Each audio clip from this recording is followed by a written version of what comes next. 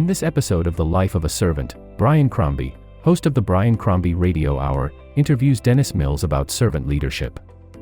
This episode was originally recorded and streamed on NewsTalk Sauga 960 on August 4, 2023.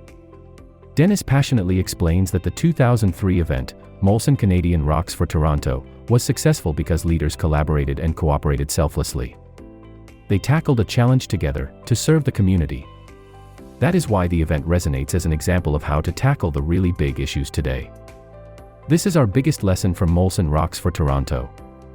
Keep listening to hear why challenges, such as housing, immigration, or public transit, require servants of the community to work together, selflessly, in collaboration and cooperation.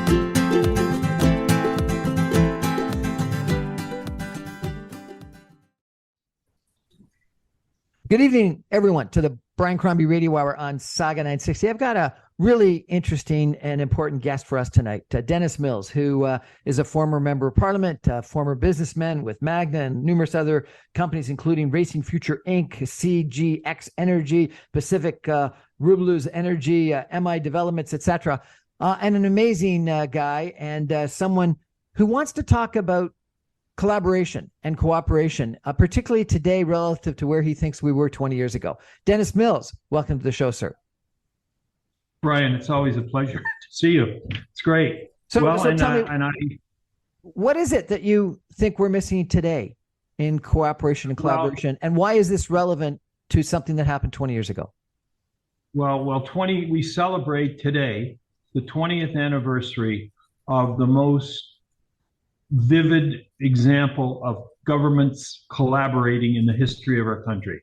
It was when Toronto was under a World Health Organization watch, and we decided that we wanted to send a signal to the whole world that we were back in business. And Michael Cole, God bless Michael Cole, the manager of the Rolling Stones, agreed to work with the boys, and they found a time, the last day in July, to bring the boys here with a number of other groups, and the city of Toronto, the province of Ontario, the government of Canada, all the police forces gathered, and we put on an event that put together at Park Downsview 500,000 people.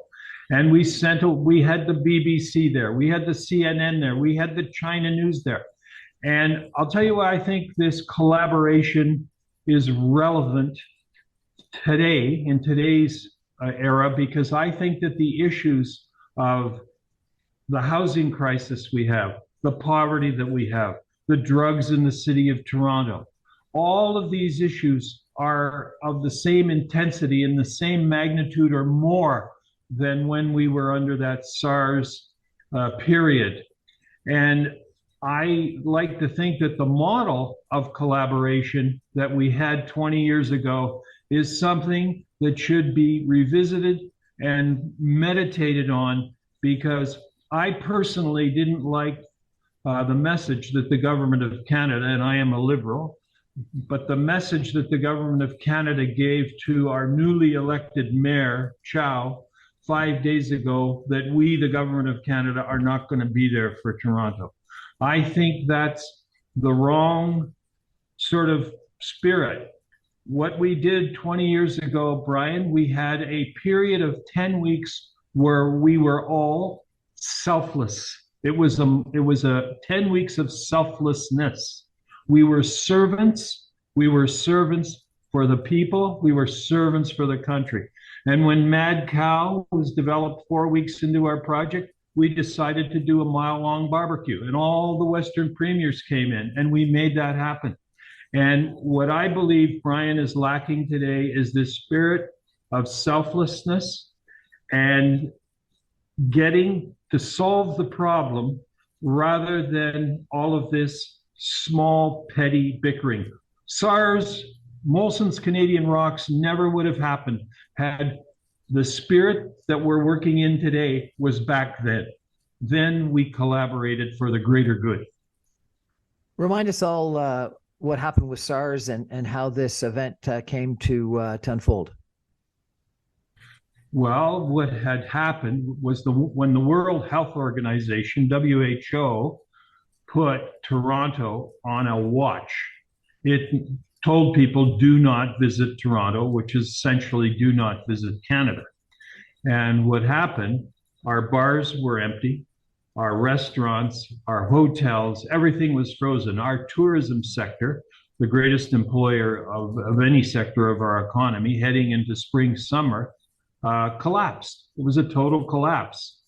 And what happened, I was involved, part of the Toronto caucus. They asked me to go to Toronto to work with some businessmen to see what could we do. The problem was, at that time, the meetings were great, the people were great, but it was all for a year. It was all for a year out. I had 100 restaurants on the dance floor. They wouldn't have survived September, never mind waiting a year. And so that's when I went to Michael Cole, the manager of the Rolling Stones. And Michael Cole said, I like the idea. The Stones have global reach. And he then confirmed the following day that they would participate. Quite frankly, what happened, I put out a copy of the confirmation that he gave me by fax that they would participate. I put that out through Mike Duffy, CTV, and for 2 days, Brian, I was literally shunned. I was an idiot. How could we dare give taxpayers money to the Rolling Stones? People were missing the point. We have 250,000 businesses that are on the verge of collapse. We've got to think outside the box. So I was on a CFRB show the following day, and one of the callers said, get the private sector to pay for the artists, and the government should just do things like the security and the washrooms, etc. And that became the pathway to us getting the job done. And the following day, I ran into Dan O'Neill, the late Dan O'Neill now, who is the president of Molson Breweries. And I'll never forget, he walked up to me in a pub on King Street. It was called the Peel Pub. And he said, I am not giving you, Dennis, $10 million. And I said, Dan, we only need 5. 5 for the artists. If you look after that, the government of Canada will look after the rest. And to make the long story short, when Dan O'Neill committed the following day, and Julian Fantino, the police chief, committed to look after the security, on we went. But the genius of Michael Cole in putting the show together is a story in itself. But the message that I would really like to get through on your show today is this spirit of selflessness, this spirit of being a servant to the whole community and putting aside your political differences. I remember when Jack Layton came up the day of the event, and he said to me, Jack, and he was my political opponent, the head of the NDP, Dennis, can you find me a place that I can work? Jack, take my office. There it is. I have a trailer over there. There's phones. Do what you want. We were all collaborating. I remember going to Ernie Eves, the then premier of the province, and said, Ernie, our budget, we're $2 million short. Can you help us? An hour later, Tony Clement was on the site at Downsview, and Ron Barbaro was there from the head of OLG. And they said, we like what you're doing. This is the right thing for the community and the country. We're in for the $2 million. And I guess what bothers me, Brian, is today it's not how we can collaborate and work together. It's how we divide ourselves. And I think that's really not what public service and being a servant is all about. 500,000 people came? Over 500,000 people came. We never had a death, and everybody went home healthy. And broadcast about it around the world? But more importantly, all of that was great. But the greatest thing was that we sent the message to the world that Canada was back in business. What a great event. Thank you for organizing it. Well, we thank Michael Cole, Dan O'Neill, the list goes on and on. All the people in all the various levels of government, the TTC were geniuses. You know, but today, Brian, we've got all these other issues. You got to use the same principle of collaboration and cooperation. I agree. Let's take a break for some messages and come back in just 2 minutes with Dennis Mills, former member of parliament, former senior business executive with numerous different companies, and a really smart, capable guy, and talk a little bit more about what's going wrong now with cooperation and collaboration and how we get this attitude from 20 years back again. Stay with us, everyone. Back in 2. Welcome back, everyone, to the Brian Crombie Radio Hour on Sauga 960. My guest tonight is Dennis Mills. Dennis, you spent, what was it, a decade and a half as a member of parliament? 20 years on Parliament Hill, 16 of them elected. And I lived my life. And then also quite a long time with Chairman Mills, with Magna, with numerous different business organizations as well, correct? Well, my family business, my grandfather started Chairman Mills 110 years ago with a horse and a wagon. And, you know, as I grew older, it was part of the family experience that you get involved with the business. And the greatest lesson that I ever learned from my experience working with my father at Chairman Mills happened when I was 13 years old. And we were doing a pickup from a party in Forest Hill on a Sunday morning. And after we loaded the chairs and the tables on the back of the truck, the lady yelled out, Mills, come and take out my garbage, take out my garbage. And so my father responded by going up and taking the 3 sort of galvanized cans of garbage and taking them out to the roadway. And when we got back into the truck, I said to my dad, I said, you know, Dad, I don't think we really needed to take out our garbage. That wasn't part of our job.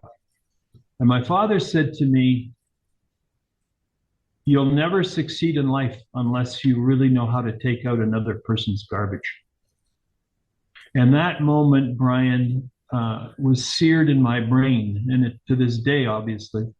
And I believe that what's lacking in our community, in society today, and I don't care what sector, it's the public sector, the private sector, whatever sector, we really have to get back into the thought process of taking out other people's garbage, looking after other people's mistakes, helping them finish off something that maybe wasn't your responsibility, but they needed help in.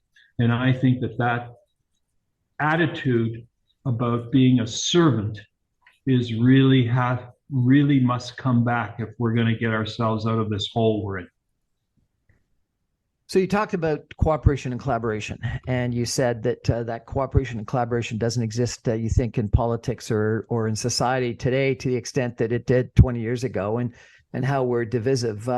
You know, some people think that this is because of the impact of Donald Trump, think it's because of social media, because of media in general that becomes more echo chamber and polarized. We seem to be appealing to our bases rather than necessarily trying to create grow our own point of view and grow our society. What do you think the solution is to this challenge? You understand finance. You've had a background in finance. You know that Toronto is 20% of the GDP of this country. We are the 5th, Toronto is the 5th largest economy in Canada. As Toronto goes, the whole country goes.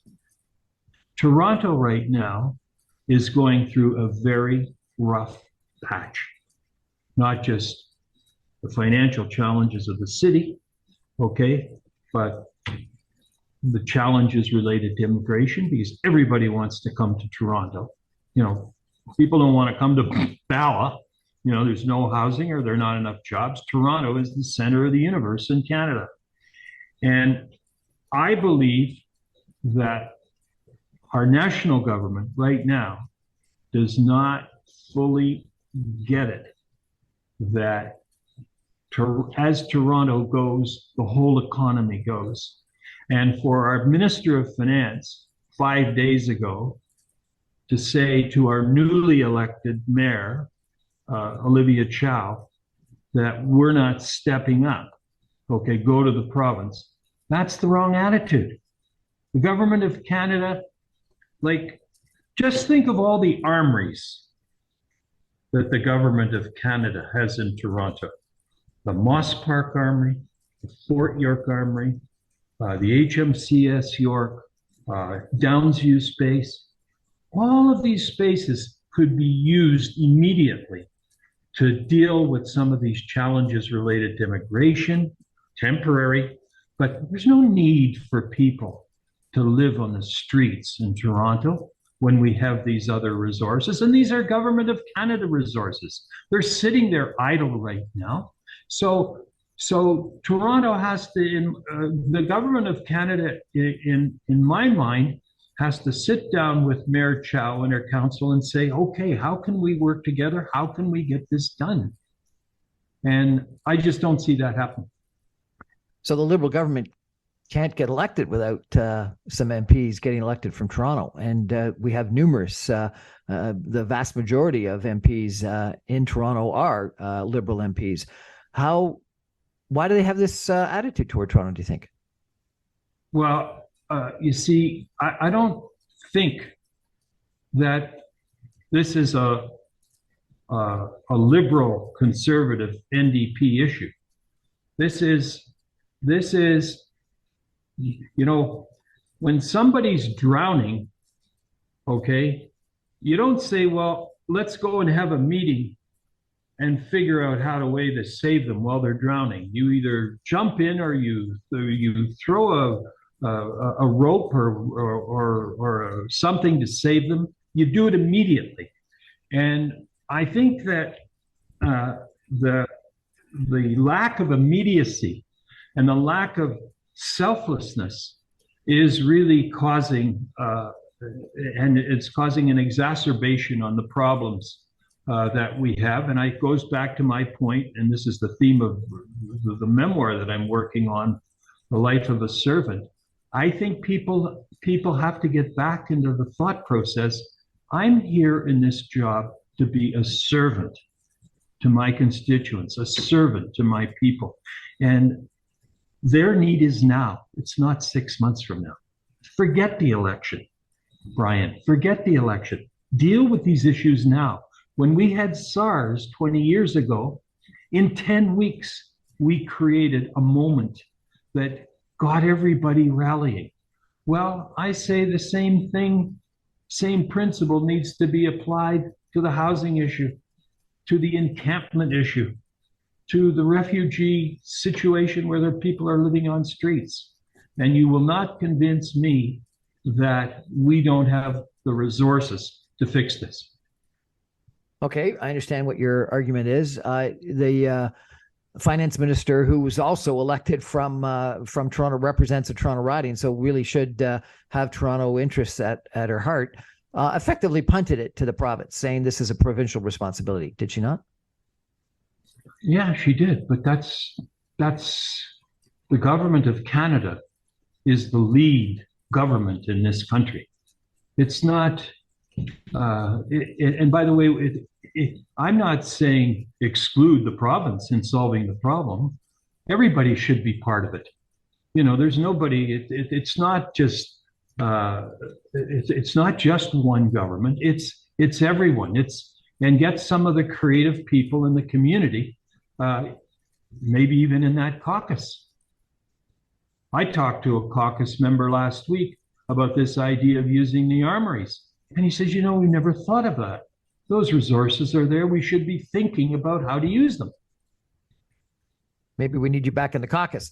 So you know, why does this? Well, no, but now we've got a Minister of Defense for Canada, Bill Blair, who was a former police chief, of Toronto.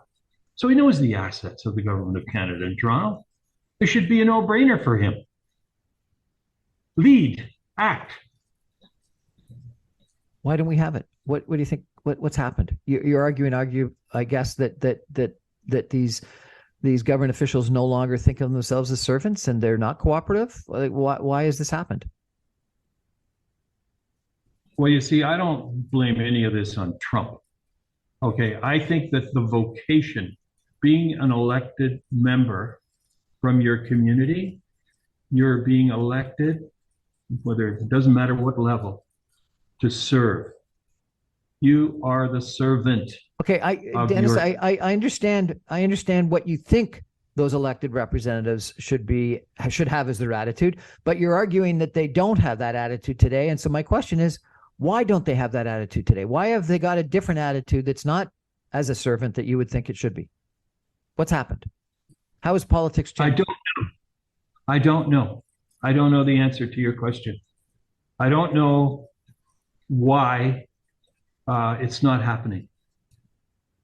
And so you say you don't blame it on Trump. Let me give you my argument for a second and consider it, please. Okay. I think that people's attitudes in elected office, maybe led by Donald Trump, but are more about themselves today. Donald Trump is there not for the benefit, I would argue, of the United States of America. He didn't hand over power through the transition like every other president in history of the United States has done. It was all about him keeping his job, and I think the Republican Party en masse today in the United States have a similar attitude. Otherwise, if they were thinking about the rule of law and about the right type of person that should be leading their party, they would be criticizing him and excluding him from the current campaign. And I think that attitude is very prevalent in elected officials, not everywhere, but a lot of places where they're there for themselves, not for us.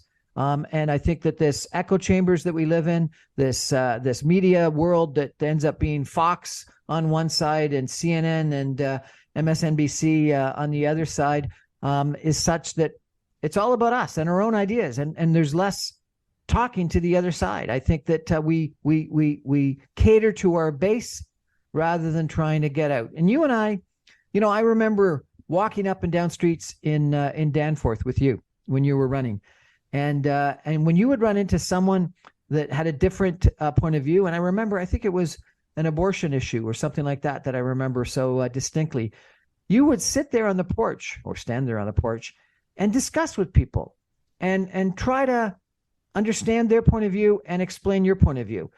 And I think today people just, are you going to vote liberal or conservative? And if they vote the other party, they just, okay, I'm going to mark you down as not bothering about you, and I'm going to go on to the next house. Well, I'll pick up on your thoughts there. I would say that members of parliament today are marginalized. They don't seem to realize how much power they have. I was in a meeting 3 months ago with about 9 CEOs, and I went around the room and said, "Who's your MP?" 8 of the 9 couldn't name their MP. Then I said, okay, second exercise, who is your lobbyist? They all knew who their lobbyist was. Some of them had 2, some of them had 3 lobbyists, knew them all. And I think the culture of governing where the elected representative has been so marginalized, so denigrated, because the lobby culture has essentially dominated the force on how we are run as a country. And you're saying, but the lobbyists just go to the PMO? I'm not saying that they're going to the PMO. I'm certain some of them do, but I think if depending on their sector, they'll target the people that are in their sector. If it's an oil and gas issue or a forestry issue, they don't go to their MP and say, look, here's our problem and we need you, or we want to come to your committee of industry or your committee of heritage, whatever. They tend to find out who the 7 or 8 key decision makers are And they tend to be, a lot of them, unelected officials. Certainly they go to the minister and the minister's staff, but the member of parliament seems to no longer have the role that a member of parliament used to have 20 years ago or 30 years ago. When I was a member of parliament, there wasn't a day go by where we didn't have people knock on our door, whether it was from the motion picture sector or the environment sector, whatever it was. MPs were part of the process. And I see the role of the MP being really marginalized today.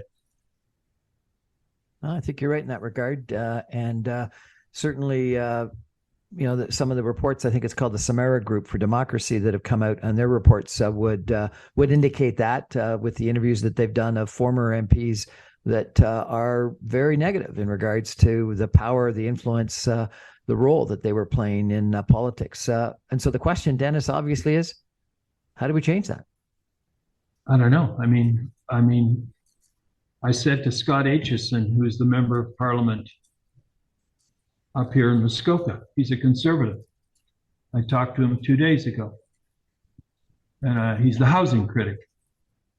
And I said, you've got a new guy in the cabinet. I said, my advice to you is don't criticize him. Call him up, congratulate him, and say you'd like to lock yourself in a room with him until you come up with a solution that you can both digest and work with and make happen. And Scott said, it's a great idea. I like it. I'm going to reach out to him. And I really think that we need more of that, especially in the environment we're in. I agree with you. I just can't imagine Pierre Poilievre. By the way, do that. Well, then Pierre Poilievre is not doing his job. But he wants to win. So he actually wants Justin Trudeau and the current Minister of Housing to fail, so that 2 years from now he can say these guys have failed. He doesn't want to help them win. He's got to change his attitude. Pierre Poilievre will never win with an attitude of trying to embarrass the government. If he's got an idea, put it forward. But just to criticize for the sake of criticizing is not going to win. I guarantee it.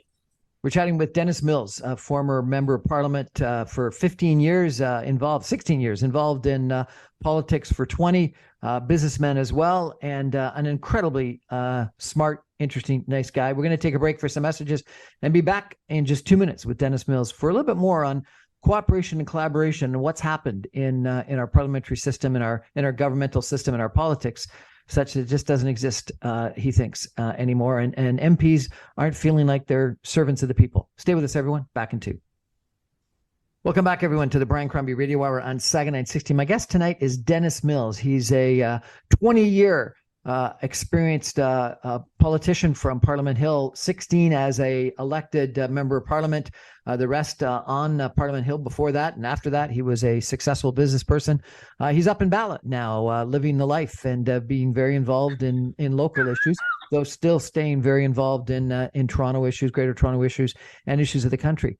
Dennis, I got to ask you, because you're talking about is primarily interactions between parliamentarians and their constituents and their the business issues in their area and between different parties.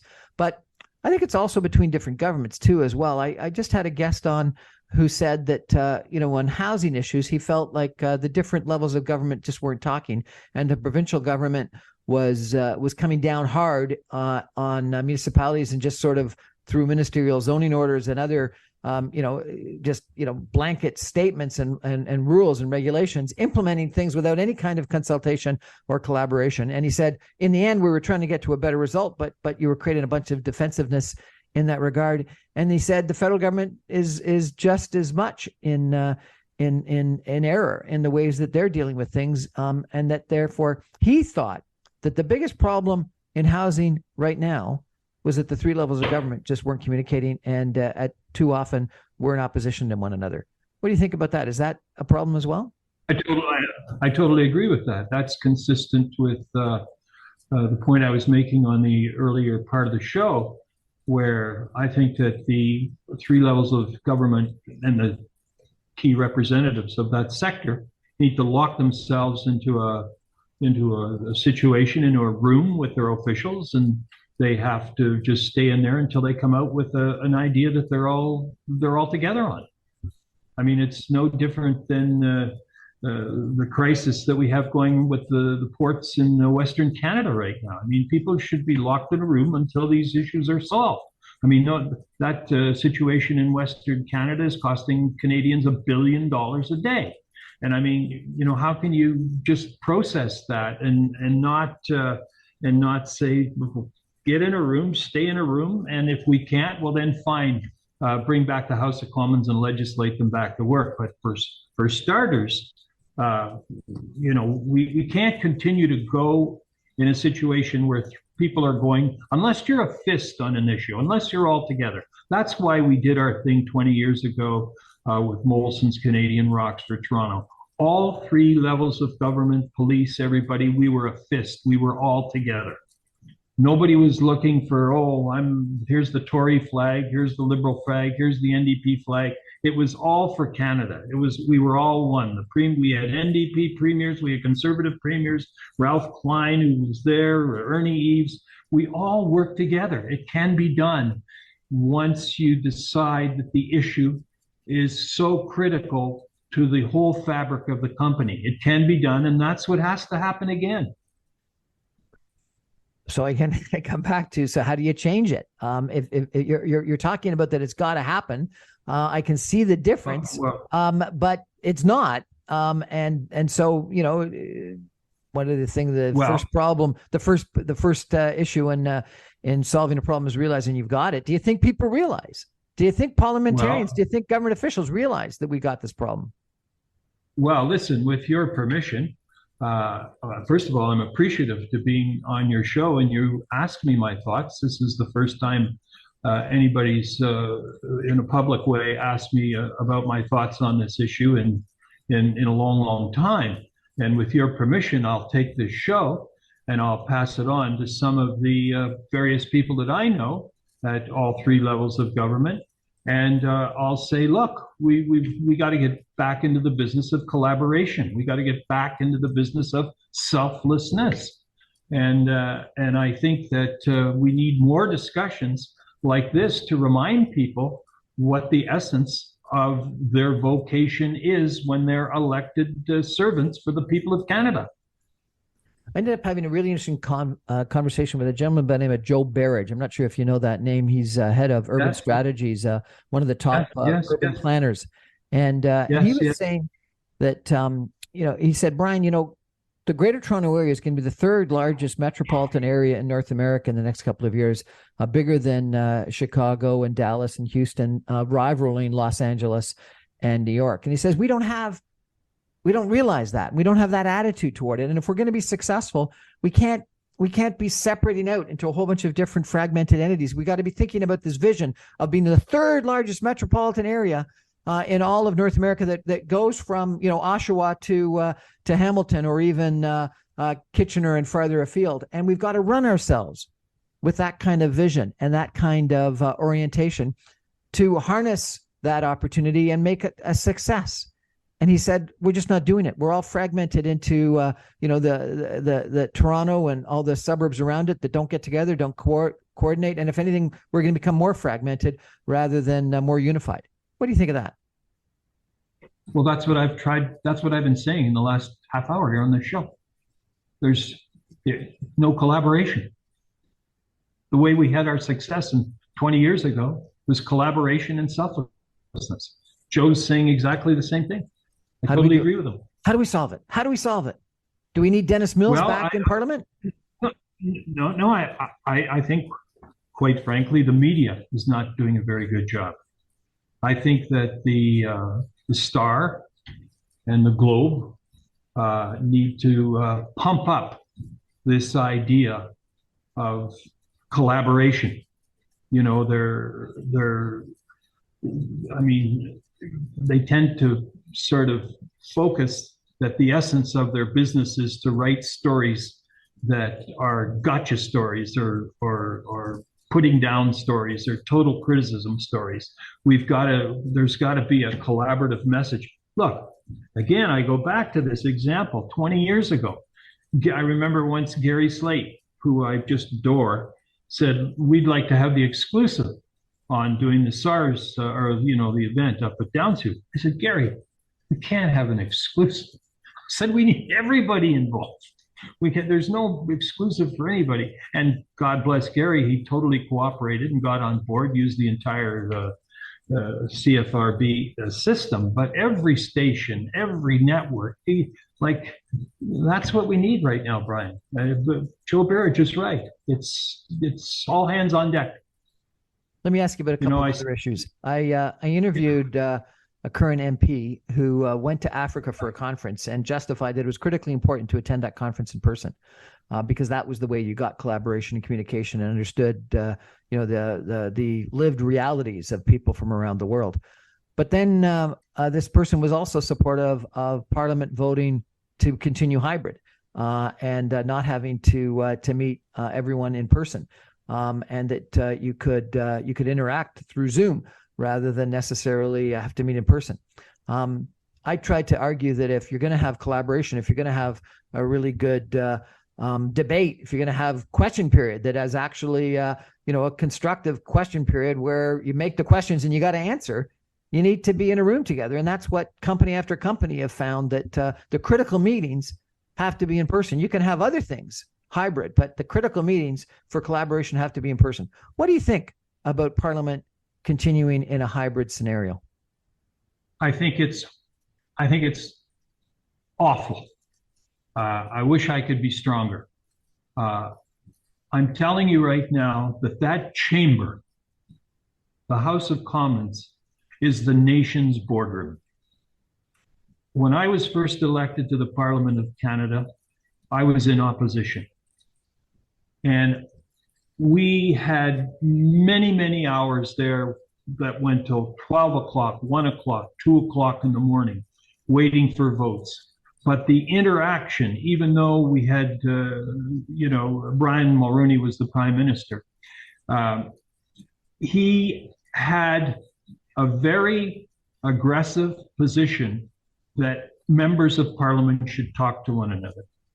And I remember one night walking across the floor, speaking to the then Conservative Minister of Immigration, said I had a very important file that I was really having a difficult time getting through the bureaucracy, and I'd been working on it for many, many months. And the minister said to me, Dennis, consider it done. Consider it done. That relationship that you can build by being in the same room and walking across the floor, you can't do it in a hybrid format. Okay, that chamber is sacred. That chamber is all about running the country, and worked under Mulroney. That worked with Turner. Any prime minister that I've worked for, 5 prime ministers, and when I say work for them, even if they were, I'm a liberal and I've worked for conservative prime ministers, because I felt that chamber was the whole country's. So no hybrid formula for me. Into the House and long hours. And I'd also say I'd make it mandatory that CPAC cover that chamber constantly, 24/7. It bugs me when I go on CPAC and I see the Supreme Court hearings, and yet there's nothing. I can't see what's being debated in the House of Commons. And if there's and maybe from time to time CPAC will go to a committee, but the elected members of our country, Brian, are where it's at. And the chamber, the House of Commons, and the committees, that's where all the action is. And that activity should permeate the presence of CPAC, and it should be there for all Canadians to sort of turn on anytime they want. Well, and they hate this rule that they are not allowed to show the empty seats. They're only allowed to show the people that are there. We should see The people should see how many empty seats there are and the people aren't there. Let me ask you about a different issue, Dennis, if I could. I've had the privilege, not 1/10 or 1/100th that you have, but I've been out knocking on doors, and you've been knocking on doors for probably most of your adult life. You've probably been knocking on doors, campaigning and meeting people. I find that in the past, because turnout was higher, there was a lot more persuasion attempted at doors. And I fear that today, because turnout's gone down, all you do is identify. All you want to know is, are they a Liberal voter or an NDP voter or a Green voter or a Conservative voter? And then they're going to turn around on election day and make sure they get out and vote. So it's identify and get out the vote, rather than any attempt at actually persuading someone that your idea or your candidate is right, and the person that's deserving of the vote. And I worry that this is because turnout has gone down, and so therefore there's less people that are sort of undecided in the middle, that you want to try to swing one way or the other. What do you think about that? Does that have any credence with you as well? In our very first campaign in 1988, somebody came up to me and said, Dennis, there's a section of this riding that we call the black hole. In the past 20 years, 80% of the people in that area voted NDP. So we would advise you to not spend any time in that area, because there's no way you could make a change with those people. They're hard rock NDP. And I said, well, let me tell you what we're going to do. We're going to go into the black hole every day. We're going to go into the black hole every day. And we did go into the black hole every day, and we talked to people that were passionate in their NDP position on many things. But in the end, okay, we got about 10% of that vote. And that 10% was the reason why we won in 88. So this idea of not working to get the vote, or just sort of only go in that corner because that's where the Liberals hang out, or this corner where the Conservatives hang out, it's crazy. I don't buy it at all. You talk to everyone. I interviewed a parliamentarian from Australia, and as you undoubtedly know, Australia has mandatory voting. Not everyone votes, but they have mandatory voting, so the vast majority of people actually turn out. And they said that the biggest difference was that because you knew everyone was going out, you didn't do the identify and get out the vote. What you did is persuade. You needed to go to every door and try to persuade, because everyone was there. And he said the biggest, most positive change to ensure that democracy survived was going to mandatory voting. What do you think of that? I love the Australian system, and they actually give you a fine if you don't vote, and I would totally support that position. But so I'm all in for that. I mentioned that a couple of times on radio shows in the past, and people thought I was out of my mind. How dare you? But I mean, you speed limit, you go over the speed limit, you get a fine. Well, I mean, nothing's more important than your vote. Okay, and to just, when we're getting voter turnouts of 17, 18%, I mean, that to me is negligence. But this whole idea in Australia of persuasion, that's the fun of the job. I can remember walking down streets with canvassers, and there'd be an NDP sign on somebody's lawn. And I'd say, okay, let's go. You'd walk upstairs, knock on the door, and the person would come to the door and say, didn't you see the sign on the front lawn? What are you doing here? And I'd said, well, yeah, but there's 6 people here in this house on our list. Yeah? Well, do you all think and act the same way? Is it a possibility that one of the 6 might be a Liberal? In other words, it goes to your point about persuasion. I mean, and it was fun. We enjoyed it. I remember walking those streets with you, Dennis, and it was fun. We're going to take a break for some messages and be back with some concluding comments with Dennis Mills in just 2 minutes. Stay with us, everybody. This is fun. Welcome back, everyone, to the Brian Crombie Radio Hour on Sauga 960. I'm having a really fun time chatting tonight with Dennis Mills. I got to tell you that I had the pleasure of going campaigning with Dennis Mills in the past. I've had the pleasure of walking into his office in Parliament Hill and asking him to help me out on an issue. And And he was, along with a few other people, Scott Bryson was another one. And at the time he was a conservative, and you were a liberal. And so it was interesting that the two of you were the most helpful to me, and not doing exactly what I wanted, but listening to me and taking action on the issue. And so Mr. Mills, thank you so much for that and the service that you provided to the people of Canada in that regard. If you got to sit down today with Justin Trudeau, with Pierre Poilievre, with Olivia Chow, with our premier, what would you tell them? Well, I would start off by saying to Justin Trudeau, because I am a liberal and I would reach out there, and I'd say it to anybody, but I'd say, Justin, you need to come to Toronto, book yourself into the Royal York Hotel for about 2 weeks, and you go and sit in Olivia Chow's office every day for 2 weeks and bend over backwards to help her get through the challenges that she's facing. Because as Toronto goes, Justin, you go. And Pierre Poilievre? That was my message. What would you say? I'd say the same thing. I'd say the same thing. Doug Ford? Same thing. Absolutely. Okay. So all three of them. What would you say if you sat down with Olivia Chow? Should she invite them?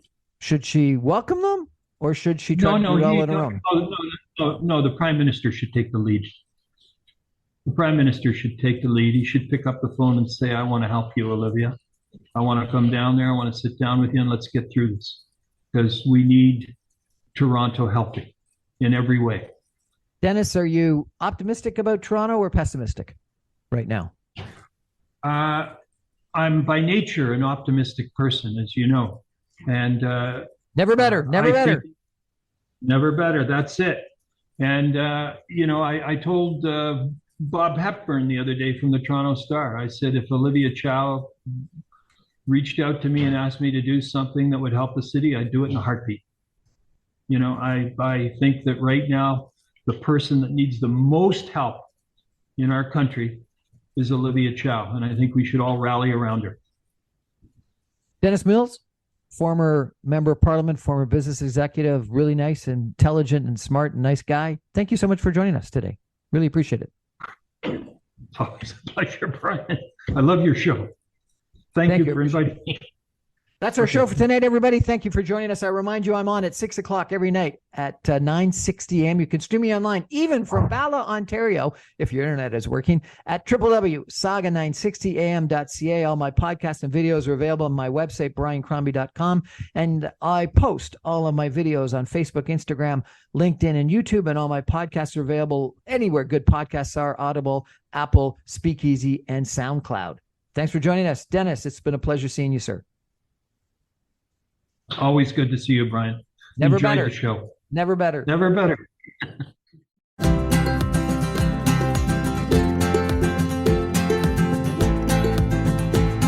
You have been listening to The Life of a Servant, a Dennis Mills podcast. Visit dennismills.com for more information and archived episodes of this program.